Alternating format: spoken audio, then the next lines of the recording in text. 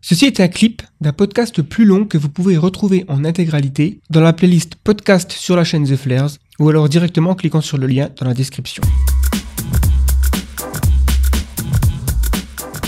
Donc je préfère parler des périls ou des promesses d'abord. On va commencer par les promesses, on va essayer d'être un peu optimiste d'abord. Ouais. Ok. J'ai trop de choses à dire sur les périls. Ça marche. Du coup, ouais, vas-y, je te laisse commencer. Sur les promesses, en fait, c'est intéressant de voir que donc c'est Michel Serres, un philosophe qui parle pas mal de ça, c'est que l'information est vraiment quelque chose de central aujourd'hui. Et dans l'histoire des civilisations, c'est vraiment joué un rôle de plus en plus central. Donc, par exemple, si on prend, souvent on identifie les grandes révolutions de l'humanité comme étant l'invention de l'écriture, l'invention de l'imprimerie, et du coup maintenant les technologies de l'information. Donc l'information joue vraiment un rôle clé. Et si on y réfléchit aujourd'hui, quels sont les jobs les mieux payés? Quelles sont les entreprises les plus riches? C'est souvent des gens qui font du traitement de données, qui récupèrent même un PDG, quoi. Il lit les journaux, il lit l'information, et il traite ça, il réfléchit à ça, et puis il en vient une décision qu'il partage, donc il émet une information, et donc c'est une grosse partie du boulot de beaucoup de gens, c'est vraiment du traitement d'information. Et de la même façon, les grosses entreprises d'aujourd'hui, c'est vraiment des entreprises qui font ça, quoi. Google, il récupère beaucoup de données, il traite beaucoup de données, il émet beaucoup de données, quoi. C'est vraiment du traitement de l'information qui joue un rôle crucial. Et ça, c'est dans plein de domaines. Si je prends les sciences en particulier, c'est quoi un chercheur? C'est quelqu'un qui lit la littérature, qui s'intéresse à beaucoup de choses, qui collecte des données, qui traite ces données et qui émet, souvent sous la forme d'un article de recherche, des données, quoi, et de l'information. Et ça, c'est critique pour plein d'applications. Si on pense à la médecine, un diagnostic médical, c'est quoi? C'est collecter des données sur le patient, analyser ces données et en arriver à l'émission d'une donnée qui va être un diagnostic médical. Si on prend la recherche sur un nouveau médicament, c'est pareil, c'est prendre plein d'informations, proposer une molécule à la fin, quoi. Énormément de métiers, c'est comme ça. Et du coup, c'est vraiment critique aujourd'hui d'avoir un meilleur traitement des données. Si on a un meilleur traitement d'information, on a souvent des progrès spectaculaires à faire. Bon, il y a une meilleure collecte des données également qui est importante. Et ça, c'est permis par de plus en plus de capteurs. Et plus on a de données, plus on a de meilleurs traitements de données, plus on est capable de faire de choses potentiellement absolument spectaculaires. Et ça a plein de conséquences sur plein de choses aussi qu'on pense un peu plus physiques, un peu plus concrets, un peu plus matériels. Par exemple, on va penser par exemple, au changement climatique, par exemple, un des grands sujets qui a l'air un problème d'énergie, un problème très physique. L'un des gros problèmes du changement climatique, par exemple, c'est qu'il y a trop de CO2, quoi. Du coup, ça réchauffe la planète. Et du coup, on peut se dire, qu'est-ce qu'il faut faire? Et par exemple, il y a une étude récente de ETH Zurich qui dit que finalement, en plantant énormément de forêts, on diminuerait énormément le problème. Et c'est pas étonnant parce que si on réfléchit, qu'est-ce qu'un arbre? D'où vient la masse d'un arbre? C'est une question assez amusante à se poser. Comment est-ce qu'un arbre fait pour être aussi grand, quoi? En fait, l'arbre est essentiellement composé de carbone, et ce carbone vient en fait de CO2 qui a été transformé via la photosynthèse. Donc en fait, la masse de l'arbre, ça vient essentiellement du CO2. Donc si on prend un grand arbre, en fait, c'est une grosse machine à capturer du CO2. Et si on prend une grande forêt, surtout tropicale, où on a des arbres qui sont à la fois très grands et très très proches les uns des autres, ultra denses, ça revient à une capture de CO2 énorme. Du coup, on a envie d'avoir beaucoup de forêts si on veut. Mais comment est-ce qu'on fait pour avoir beaucoup de forêts? Il faut replanter des arbres. Et le problème, c'est que souvent les surfaces sont déjà utilisées à des fins agricoles. Donc on voit que le facteur limitant en fait à combattre le CO2, en tout cas un des facteurs limitants, c'est le fait qu'on consomme beaucoup trop d'espace pour l'agriculture. Alors si on réfléchit, le but de l'agriculture, c'est avant tout de produire à manger. Et du coup, on peut se dire, en fait, on pourrait résoudre le changement climatique, en tout cas diminuer beaucoup l'impact des changements climatiques, si on était capable de produire à manger de façon beaucoup plus efficace, notamment en termes de surface agricole. Et là, c'est un processus, quoi. Produire à manger, c'est transformer des matières initiales en matières à manger. Et on a à peine exploré le champ des possibles, quoi. Il y a tellement de choses qu'on pourrait imaginer. À la fin, tout ce qu'on veut, c'est des nutriments, quoi. Du coup, la question qu'on devrait se poser, c'est comment produire beaucoup de nutriments en grande quantité, avec un moindre impact environnemental et surtout avec moins de surface agricole. Et ça, c'est un problème d'information, quoi. C'est un problème. Quels sont les bons trucs à faire? Et par exemple, une des pistes, ça serait par exemple de travailler sur les OGM. Qu'est-ce qu'un OGM? C'est finalement on a modifié l'information génétique de l'espèce.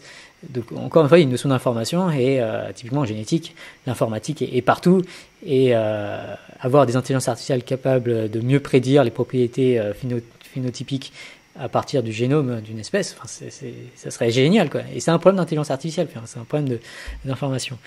Voilà, donc il y a énormément de problèmes comme ça qui se ramènent finalement à des problèmes d'information. Et là, c'est juste le tip of the iceberg, là, c'est juste un exemple parmi plein d'autres, mais il y a énormément de choses qui se ramènent à ça. Donc mieux traiter l'information, c'est juste un potentiel énorme. Énorme. Mais c'est justement ce que font les IA le mieux, en fait. C'est ça. Et c'est leur job. Ouais. Leur job, c'est de traiter l'information. C'est du traitement d'information. On peut commencer à entrevoir, par exemple, tu as mentionné la médecine. C'est un bon exemple c'est souvent l'exemple le plus populaire quand on veut penser aux promesses de l'IA, puisque si on a plus d'informations sur notre corps, sur les maladies en général, eh ben forcément on va être mieux en mesure de guérir et aussi de prévenir. Et ça, c'est la prévention, c'est la médecine de demain. Et donc si on est capable de savoir 50 ans avant qu'on est en train de développer des cellules cancéreuses parce qu'on a une IA qui nous l'a dit, voilà, ça fait la différence, quoi. Je peux insister un peu plus sur la médecine. En fait, moi je connais très mal mon corps. Enfin, je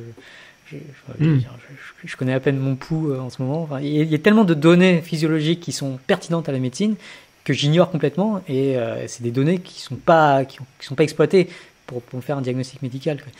Et avec toutes sortes de capteurs, on pourrait largement mieux connaître nos propres corps et savoir s'il y a quelque chose qui ne va pas, voire l'améliorer, l'améliorer, juste être en meilleure santé, quoi. Savoir, là je devrais dormir, là je devrais faire ça. Et c'est un potentiel énorme, quoi. Le nombre de données qui émanent de mon corps et qui ne sont pas exploitées, c'est un gâchis énorme. J'en plaisantais un moment, c'était pas tout à fait une plaisanterie, mais j'en parlais un moment sur Twitter de toilettes intelligentes, de smart toilettes, parce que c'est en réfléchissant un peu à ça, quoi. Je me suis dit, dans le caca, il y a énormément de données, quoi. Il y a une donnée absolument critique sur mon état de santé, quoi.